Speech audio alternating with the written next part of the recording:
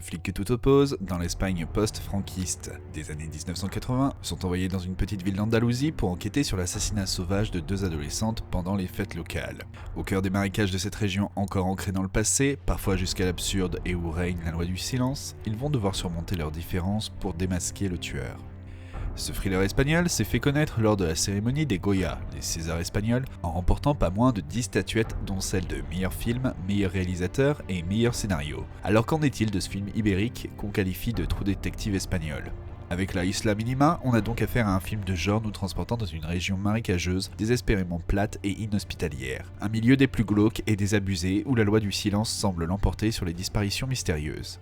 C'est dans ce contexte qu'on va suivre l'enquête menée par Pedro, le jeune officier de police ambitieux, et Juan, le vieux de la vieille, rodé aux méthodes peu conventionnelles de l'ancien régime franquiste. Pourtant, on ne va pas tomber dans le cliché du flic réglo qui va finir par sortir du droit chemin et appliquer les mêmes pratiques que son partenaire afin de résoudre le meurtre. Non, on nous montre que tous les deux veulent résoudre cette affaire à leur manière, mais qu'aucun des deux n'est tout blanc ou tout noir, et que surtout ils n'arriveront jamais à se comprendre ou à devenir amis. Il s'agit juste de points de vue différents, et l'opposition, qu'elle soit entre la nature et l'homme, entre les deux enquêteurs ou entre les deux régimes politiques, sont bien au cœur du film. Donc oui, on peut voir pas mal de ressemblances avec True Detective, mais ce n'est pas quelque chose qui lui est unique, puisque ce sont des grosses ficelles du polar et du genre noir en général.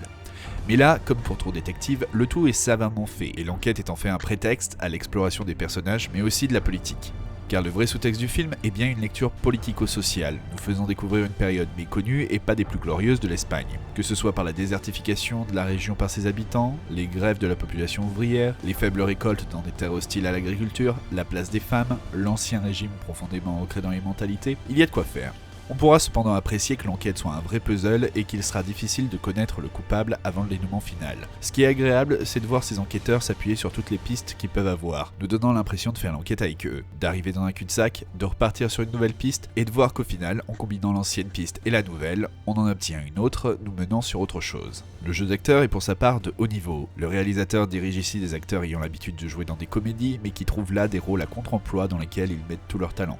L'autre élément saisissant, c'est la photographie du film, que ce soit par les superbes vues aériennes, les courses-poursuites ou les plans fixes nous montrant cette étendue aride, Rodriguez arrive à faire de ce marin un véritable personnage de son film, montrant un côté sauvage et insaisissable qui caractérise aussi bien l'enquête que les événements de la région.